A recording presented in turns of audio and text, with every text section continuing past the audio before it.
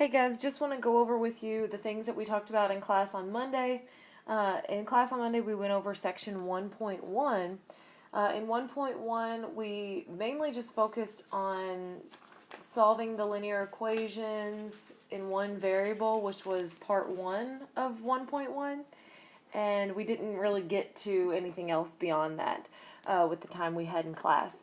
So that's all you guys are going to see on next week's quiz. But to talk a little bit about linear equations, we started with the linear equations that we have seen already. When we see things like, say, x plus 5 is equal to 12, something like this. These are just one variable linear equations, real easy to solve for. In that, the idea in this type of linear equation is to get x by itself.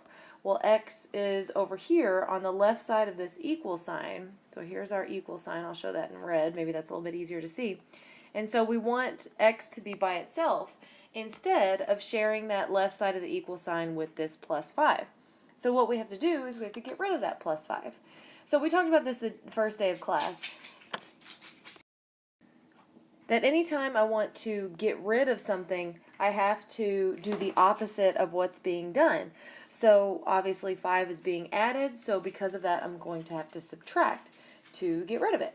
So I subtract 5, and remember that equals means, one side is equal to the other, so whatever I do to one side I have to also do to the other.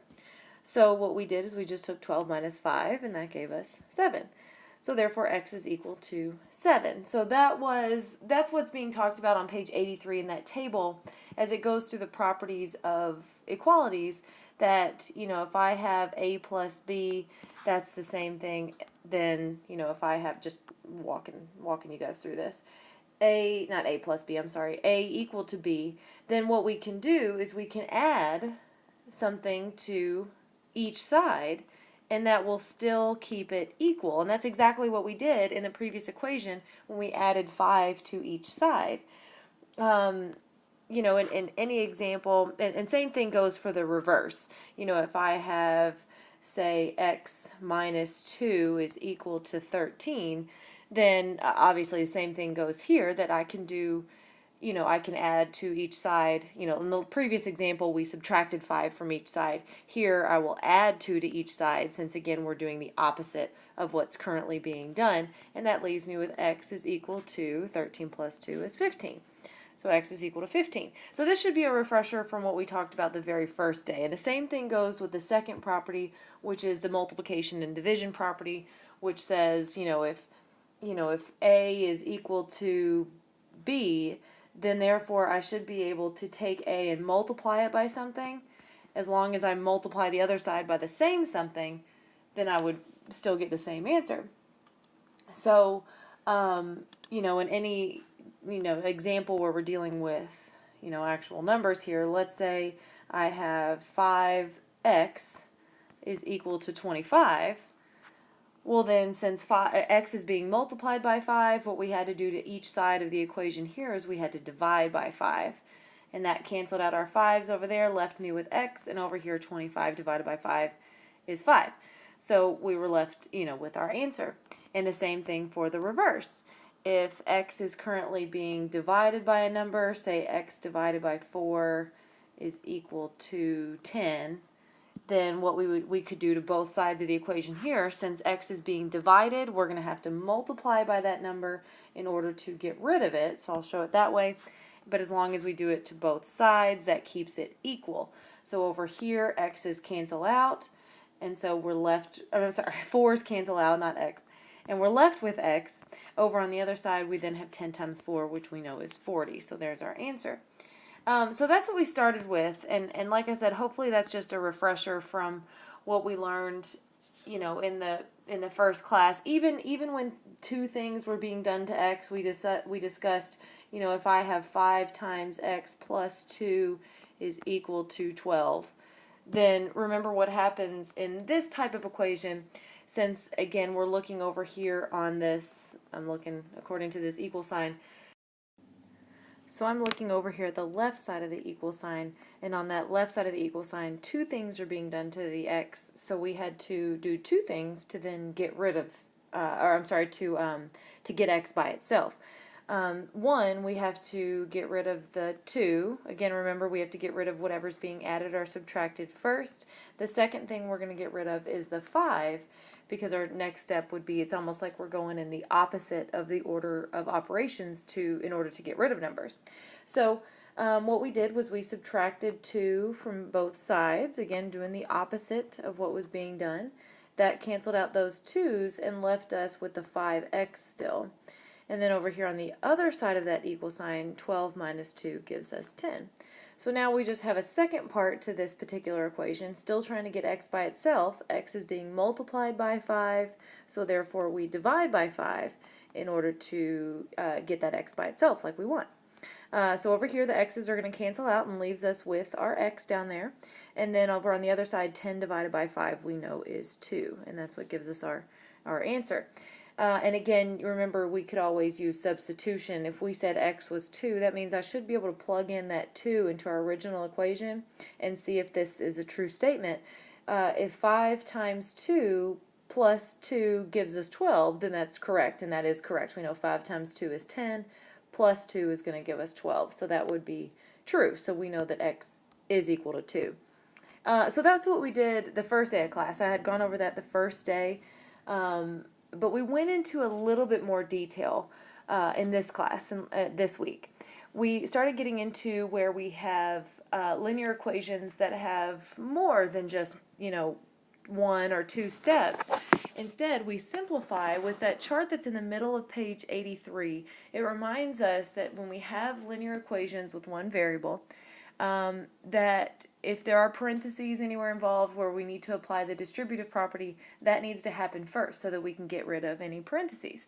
So that was what we did first in step 1. The next step is to combine any like terms. So when we're seeing things that are just, if that have the variable on it, then we want to go ahead and combine those. If we are seeing like terms, and we talked about like terms last class too, where again, depending on what we're doing, if you're multiplying variables that have a particular exponent on it, we could combine those exponents, but if we're adding them, then those are not considered like terms. And then numbers are obviously considered like terms if they don't have any variables. So we want to be able to combine those like terms. And then we can clear any fractions or decimals by multiplying both sides of the equation by a common denominator. And we talked about that at the end of class, so I'll go over one of those too. And then it just kind of gets into what I just showed you. We can solve, using our solving for x and those properties that I just showed you guys in the previous couple of examples. So I want to go through a couple examples of linear equations. So I'm actually going to grab, instead of the ones in the book, I'm going to grab some of the examples from the practice section on page 91. If you guys happen to be following along in your book, I can't remember which ones we did in class, so I don't want to repeat myself, but just I may end up doing some of the ones we did in class just to show you guys. I want to show you guys ones that may have some multiple steps, but making sure we're just following along with those particular steps from that chart where we again apply the distributive property first, then combine like terms, and then gets into solving equations the way we know how. So I'm going to actually grab number 15 from page 91 that says this. It says -6 and then times v minus 2 and then plus, that's a plus sign there, 3 is equal to 9 minus v plus 4.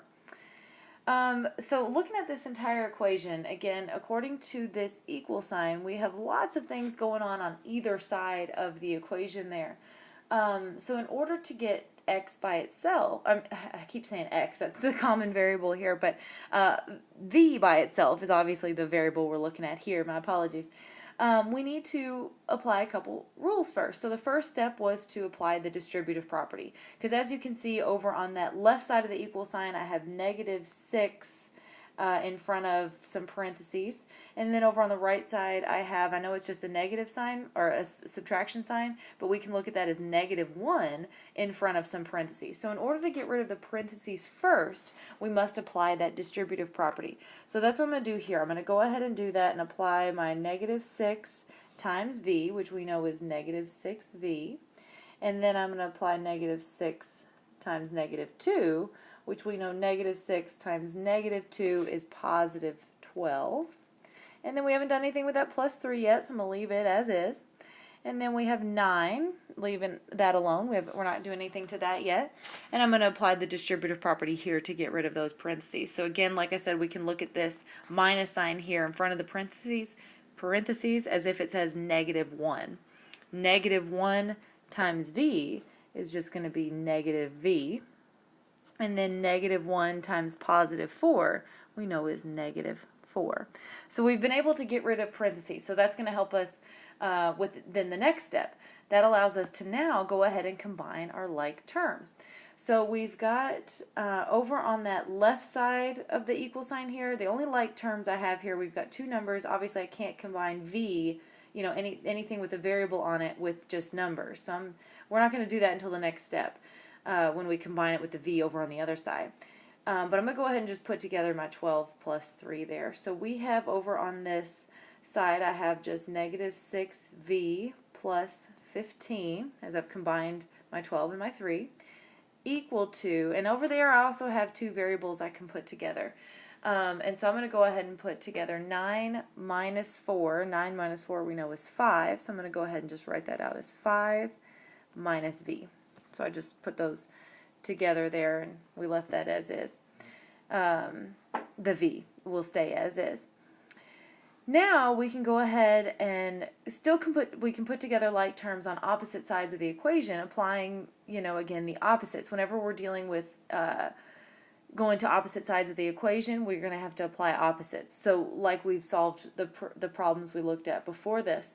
So what I mean by that is I want to go ahead and move my v to one side of the equation. So I'm going to take this minus v and put it over here with our -6v. So remember what we're doing when we move it to other sides of the equation, I've got to do the opposite of what's being done. So what I'm going to do is I'm going to add v here in order to cancel out from this side, and I'm going to add v over here to keep that equal.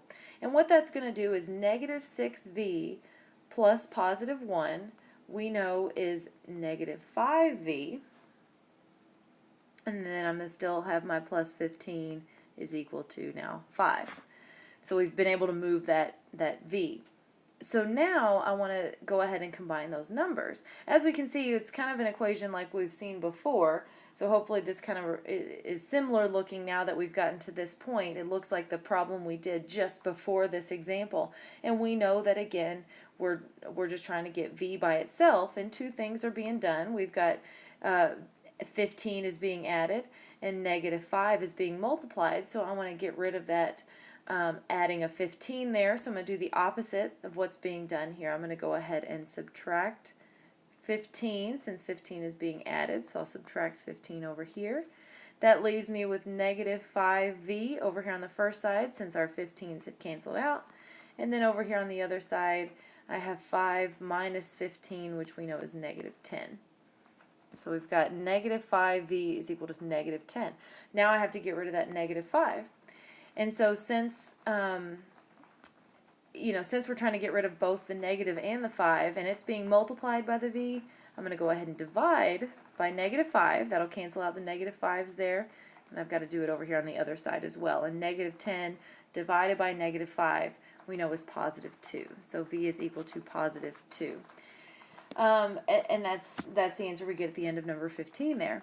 Now I know we talked before, earlier in one of the above steps, I approached it that way by moving just the minus v over to the other side where the -6v was. I'm talking about this step right up here. Let me use a different color marker here. This step right in here. I had moved that I had added v to each side to move that. We had talked earlier in class that some people chose to maybe move the v to the other side. If maybe you chose to add 6v to both sides so that you would be dealing with positive numbers, that's okay too. I want you guys to know that maybe if you approach this a slightly different way than I did, maybe you chose to combine some different like terms first by doing it that way, that's okay. There's nothing wrong with that. As long as you got 2 at the end, you did that correctly. Again, no matter what, the first steps up here, you really want to approach that first. And sorry, this is me doing this left-handed. But you want to approach this first, where you apply the distributive property, then combine like terms on each side to where you get this equation. And then again from there, if maybe you chose to, like I said, add v to both sides first, or maybe you chose to go ahead and add 6v to each side, that's okay too, which would have been the opposite of what's being done, just doing it the opposite way. And you still would have ended up getting the same answer, so that's okay if you approached it that way. I'll do another example to show you guys how we can approach a different one. So let me get rid of all these steps in here. Got to get rid of them one at a time, it looks like. Okay, I'm going to go ahead and grab, let's see, what else did we do? I probably won't give you guys any ones with decimals, as I know we didn't have a whole lot of time last class, so we don't need to worry too much about those decimal equations there. And I probably wouldn't give you anything where we have to apply the distributive property twice, like in number 21. I know I won't give you guys anything like that. I know we did number 16 in class. Numbers 11 and 12 are ones like we did already, and those are the ones like we did the first day of class. Let me just make one up here. Okay, let's say we have -4, let's say x minus 2, then say plus 5 is equal to, let's say, 10 minus, let's just say 2 times x plus 3. Just to kind of walk through one, kind of similar to the one that we just did. Let's see where we can go from here. So again, your first step is going to be to go ahead and apply that distributive property. So over here on the left side, I'm going to apply that distributive property with the -4. We're going to end up with -4x, and then -4 times -2 is +8. And then I haven't done anything with that plus 5 on this side. I'm going to go over to the other side of that equal sign. 10 is going to be left alone until we apply the distributive property here. -2 times x is -2x. And then -2 times +3 is going to give us -6. So now our next step is definitely to go ahead and combine those like terms on each individual side. So starting with that left side, -4x is on its own, but 8 and 5 can be combined. So 8 plus 5 I know is 13, so that's +13. And then over on the other side, our 10 and our 6 can be combined. And so the last example, I had gone ahead and put 10 plus 6, or I'm sorry, 10 minus 6 together, and I would have just called this 10 minus 6 we know is 4, so you could have just called this 4 minus 2x. Now there is nothing wrong with also just switching the sides there. If maybe you're putting that 2x first and you have that as -2x plus 4, that would have been fine as well. So either one of these works. I'm just going to leave it as is, as I've just kind of put these two together and left that in the front. But if maybe you chose to put them together the other way, so maybe instead of going this way, maybe you chose to put them together and put it down on the end, and it would have looked like this then. So totally up to you on how you guys approach that and put that in there, but both of those would have been correct. So just so you guys know, when we get to that step there, however you guys left that, they both will end up giving you the same answer at the end. So now we've got a number and a variable on each side of our equation. So I typically choose to put the variable on both sides first, so that then it looks like the equations that I'm used to dealing with. So I'm going to go ahead and take that -2x from the right side and put it over on the left side. So since 2x is being subtracted, I'm going to go ahead and add it to both sides. and that's going to cancel that out over there, and I'm going to add 2x over here. And so I'm left with, so over there the 4 is by itself, but over here, negative 4 plus 2, we know is negative 2x, and then plus 13 is equal to 4. So now what I'm going to have to do is I'm used to a problem that looks like this. I'm going to go ahead and subtract 13 from either side to get rid of that 13. So minus 13. And that's going to leave me with negative 2x on this side since my 13's canceled out. And over on the other side, 4 minus 13 we know is equal to negative 9. So this isn't going to work out exactly. It's going to give us a decimal or a fraction here at the end, but that is totally fine. To get rid of that 2, I'm going to go ahead and divide by negative 2 on both sides, and that's going to leave me with x because our 2's had canceled out, and then negative 9 divided by negative 2 is going to give us, and how you guys reduce this is up to you. If you guys left it as, maybe you just said 9 halves, that's fine. But that would have also been, you can also simplify that even further. 9 divided by 2 itself is 4.5 or 4.5. Obviously, all of these are correct, so I would accept either of these answers. I'm not too worried about you guys reducing improper fractions or anything like that when you see the 9 halves. It's just, again, a negative divided by a negative we know is a positive, so I want to make sure you reduce it at least that way. And then if you just went ahead and divided that out in your calculator and gave me that decimal, that's perfect. So all of those are correct answers if you end up with something like that where you end up with a fraction. Now, the second thing that we talked about, the second part of this section, we got into what happens if we have linear equations that maybe have fractions in them, or maybe, it's, whether you look at it as fractions or division, when you have denominators, which means a number underneath. What that means is we're going to have to approach those equations using what's called a common denominator, or a least common multiple. That's an easier way to maybe think about it. So I'm actually going to go through the example from that section in the book again, because that was, I think, a pretty good example to begin with, which was I'm actually looking at Skill Practice 2, which was on page 84. The example 2 is a good one too. That's the one we started with. But I'm going to start with Skill Practice 2 down towards the bottom of page 84 because it was a little bit smaller of a number, but very, very similar. And what happens when we have equations like that that say, that we've got, in that example, it was y plus 5 over 2 minus y minus, sorry, that looks like an x. It's y minus 2 over 4 is equal to y plus 7 over 3 plus 1. So there's a lot going on in this, and so that's what I mean by having some type of denominator. As you guys can see, we've got a 2 underneath a line here, a 4 underneath a line, and a 3 underneath a line over on the other side of that equal sign. Sorry, that equal sign is horrible looking. So when we have these, again, we call these denominators in fractions.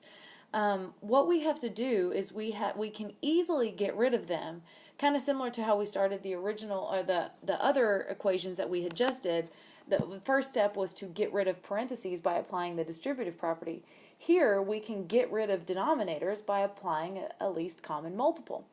And so what that means is, for those of you guys who haven't had a lot of exposure to fractions, a least common multiple, we find these whenever we're trying to add or subtract fractions. Obviously, we're not doing that here. We're just trying to simplify this a little bit further. When I think of a least common multiple, I'm looking at the denominators I currently have right now. So those numbers in the bottom, the 2, 4, and the 3.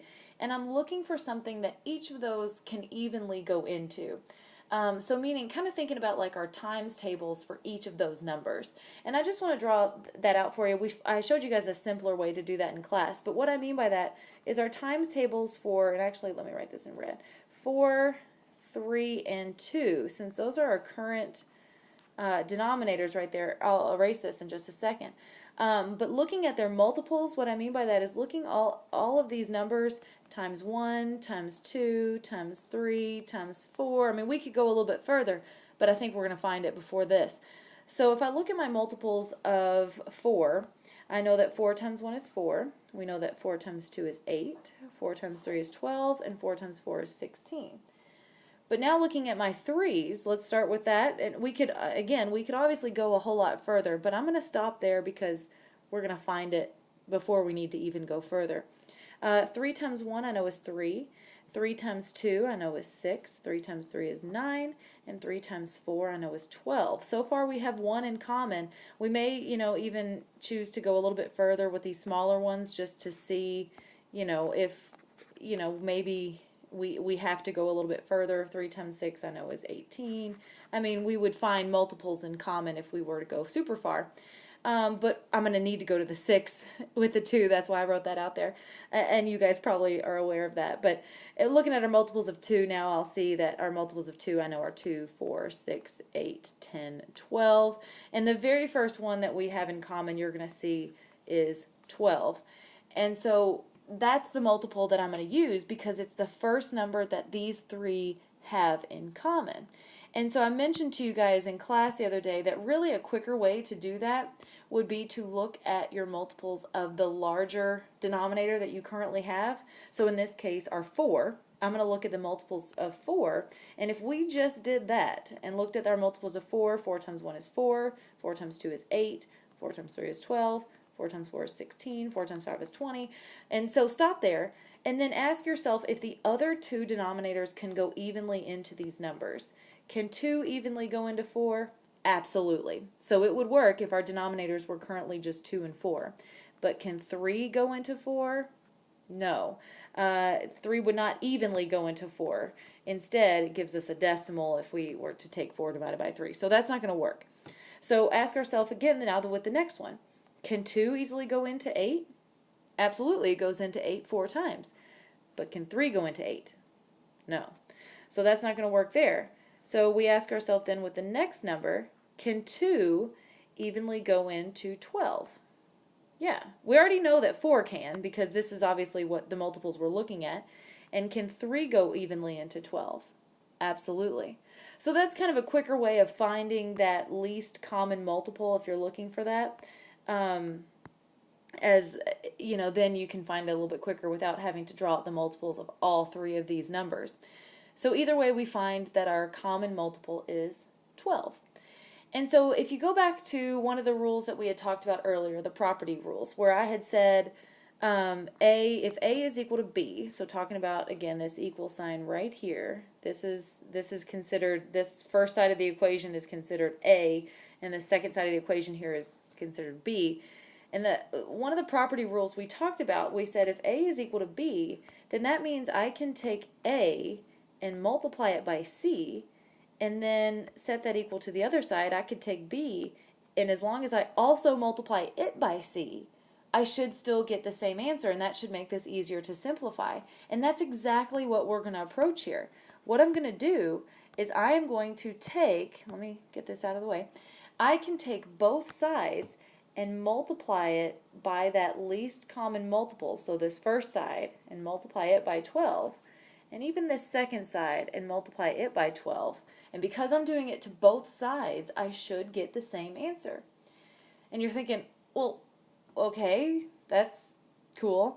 What do I do now? Well, now we just do the same thing we did before, and let's apply that distributive property with each term.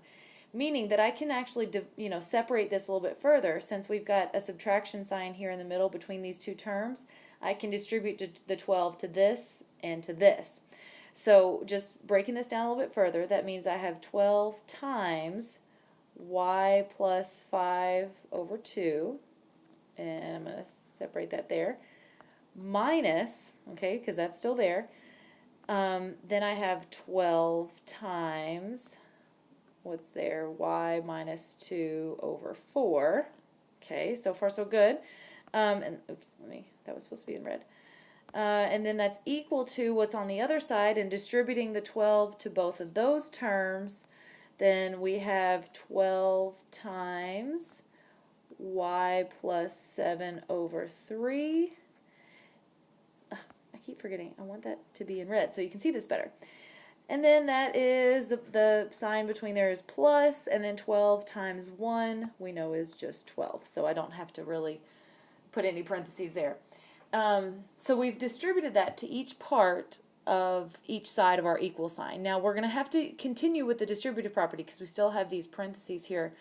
But what that 12 does is, in thinking about fractions, for those of you guys who have had experience with fractions, if you haven't, the reason why we picked 12 is because those three denominators that we have, the 2, the 4, and the 3, can evenly go into 12. What this allows me to do is I can actually simplify this before doing anything. Before I just go ahead and apply that distributive property, I can look, since I have 12, looking at this, just this first one right here, 12 times y plus 5 over 2. The 12 and the 2 there are opposite numerator denominator. In fractions, what you can do is you can look and see that the 2, since it evenly goes into 12, I can actually simplify this by saying that 12 and 2 can both be divided by 2. They can both be divided by the same thing. That's going to also happen here with the 12 and the 4. They're both going to be able to be divided by 4. And the 12 and the 3 are both able to are divisible by 3. So, and that's, again, the reason why we picked 12 is because we can simplify this a little bit further. Since right here in this first step, 12 and 2 can both be divided by 2, so therefore I'm going to go ahead and do that. 12 divided by 2 I know is 6, so that becomes 6, and 2 divided by 2 is 1. So that's going to help us to eliminate that denominator. Doing the same thing to the next one, so 12 and the 4. 12 and 4, again, are both now divisible by 4. So 4 divided by 4 is 1, so that's going to get rid of that denominator. But 12 divided by 4 is 3, so it's going to change that to 3. And now with the last one, 12 and 3 are both divisible by 3, so I want to go ahead and do so. 3 divided by 3 is 1, and 12 divided by 3 is 4. So that changes that to 4. But what we've done in this process, because we picked that number 12, we have removed all of those fractions, all of those denominators. I can now apply the distributive property with my new numbers. So meaning 6, I'm going to distribute to the y and the 5, but I don't have to do anything with the denominator since it's 1. It's gone. So 6 times y is 6y, and 6 times 5 is 30. And then now I'm going to subtract, but over here, the next one, I have to distribute that 3. 3 times y is 3y, and 3. And again, guys, remember from class we had approach this. We had to always apply negative rules. And actually, this example, I just caught this. I think we actually did this incorrectly in class. I think we forgot to distribute the 12 to the 1 in class. And we got a slightly different example, a different answer, but that is because I approached this in class, and I can't believe I did not catch it, but 3 times negative 2, we actually need to look at as, and that's because that's what we did here, negative 3 times y is negative 3y. Whereas what we needed to do is negative 3 times negative 2 is positive 6. So that's where I think we messed up in class, and we wrote minus 6 because we looked at it as positive 3 times negative 2. And so we looked at it as minus 6, but it's actually a negative times a negative. So what we should get here is positive 6. And so then we can keep going on the other side, and I'll keep going and show you guys. If you're looking at the example that we did in class, you guys hopefully caught that and can see. But if not, that's okay. But that's how we need to remember that is, and we caught ourselves in class. And one of the examples I remember doing in class too, we just have to remember, always approach it using your integer rules, not thinking of that minus sign right there as a subtraction. Look at it as a negative symbol too. So we have to see this as negative 3 and negative 2. Instead of minus like we are used to seeing that. And we did the same thing in class.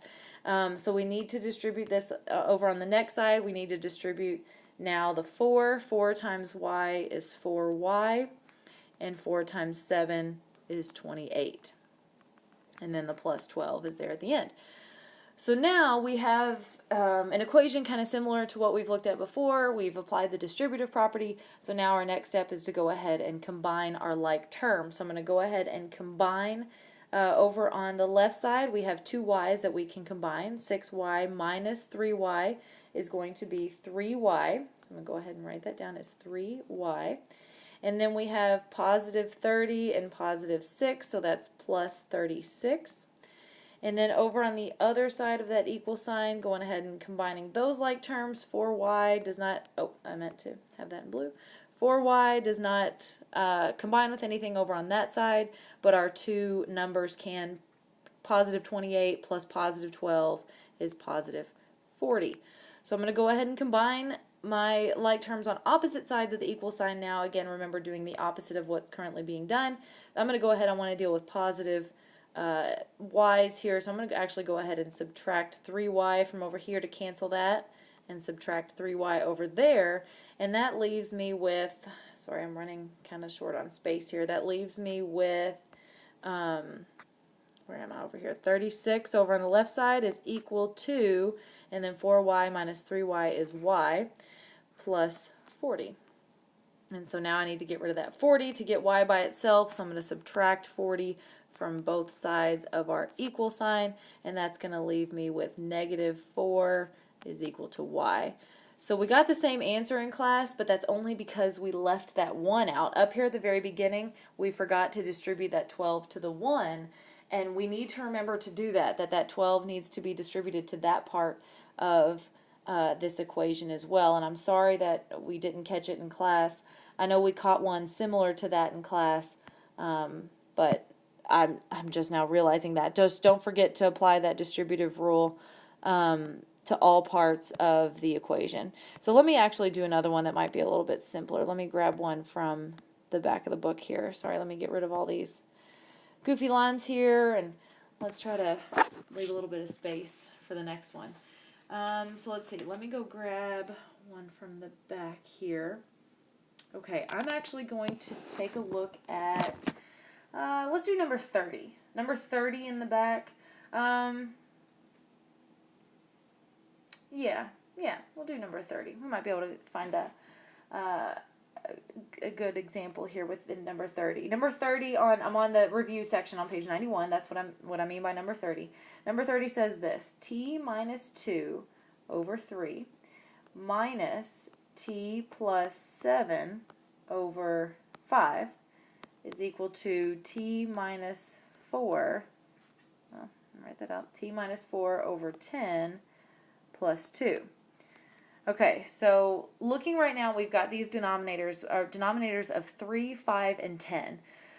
So as I mentioned in the last example, let's take a look at our multiples for the largest number first, meaning just the 10, and then ask ourselves individually if those other two numbers can go into those. So what I mean by that, 10 times 1 is 10.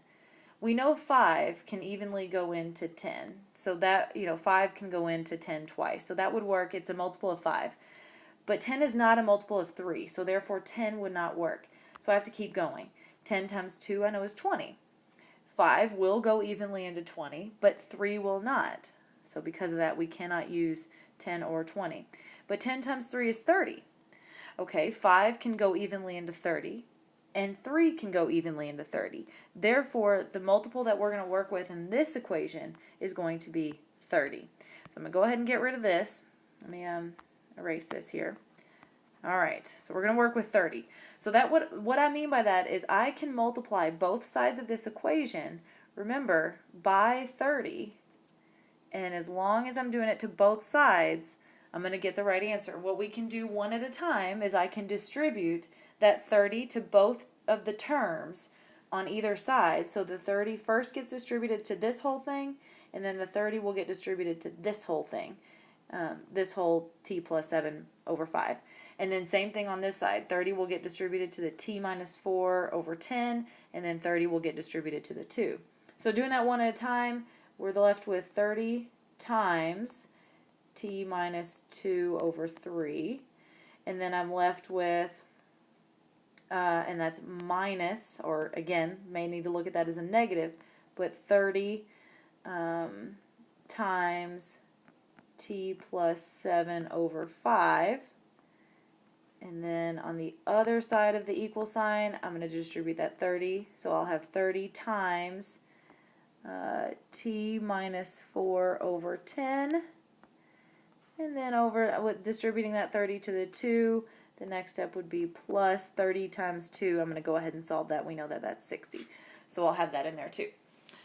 Okay, so now we can apply these denominators to that multiple so that we can go ahead and get rid of that denominator. In the first example, I'm dealing with the denominator of 3. So 3 and 30 are what I'm looking at. 3 and 30, I'm going to divide those both by 3. 3 divided by 3 is 1. 30 divided by 3 I know is 10. So I've changed that to 10. In the next set, I've got 30 and 5. I'm going to take those and divide them both by 5 in order to get rid of that 5. 5 divided by 5 I know is 1. 30 divided by 5 I know is 6. So I'm going to do the same thing over here on the next set. I'm dealing with 30 and 10. So I'm going to divide them both by 10. 10 divided by 10 I know is 1. And 30 divided by 10 is 3. And that allows us to get rid of those denominators now that they're all 1. So now I can just simply distribute those new numbers outside the parentheses to what's on top of those new, in the numerators there, in the top of those fractions. So I'm going to take 10 and distribute that to the t. So 10 times t I know is 10t. And then 10 times negative 2 is negative 20. Okay.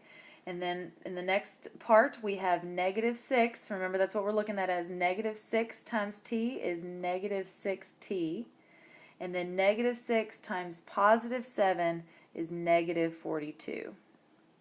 Okay, so remember, always look at that as that negative sign there instead of that minus. And then over on the other side, I have 3. So I have positive 3 times t, which I know is going to be 3t. And then positive 3 times negative 4 is negative 12. And then lastly, then the plus 60. Okay, so now I've got this equation here. I'm going to go ahead and combine our like terms. So going ahead and doing that, I'm combining over on the first side, 10t minus 6t is 4t. And then negative 20 minus 42, I know combining those, negative 20 minus 42, again, don't forget you can look at that as negative 20 plus negative 42. Don't forget our integer rules. We can, remember, add the opposite. That's going to end up giving us negative 62 in combining those two. And then we have over on the other side of the equal sign, 3t is just off by itself. No t's to combine with over there, but I do have negative 12 plus 60. And I'm going to go ahead and just put those together. I know that gives me negative 12 plus positive 60 gives me positive, so I'm going to write that down here. Sorry, I got to switch my colors around. 60, again, we're looking at that as, remember, when we're adding the opposite, that's going to give us, we can look at that as positive 48. Okay, so now we've combined all the like terms on either side, but that allows me to go ahead and now put them together on opposite sides of the equation. And so I'm going to go ahead and do that. I'm going to actually move this 3t by subtracting that. That's going to get rid of it from that side, but I need to do the same thing over on that side, and that's going to leave me over here on the left. That leaves me with 4 minus 3 is 1, which is just, we'll call that just t, minus 62 is equal to 48. And so I'm going to move that 62 to the other side so that I can get t by itself. I'll go ahead and add 62 to both sides, and that'll leave me with t over here on the first side is equal to 48 plus 62 is 110. And so I'm going to just check to make sure that that should be the correct answer. We just did number 30, and the answer there should be 110. So the biggest thing, and again, as your teacher, I told you guys that I would walk you guys through this and we would do this together. I made the mistake of not catching it in class, and I apologize for even making the mistake. It looks like a couple of times in class. But I hope that makes sense now that you guys are seeing that in this video.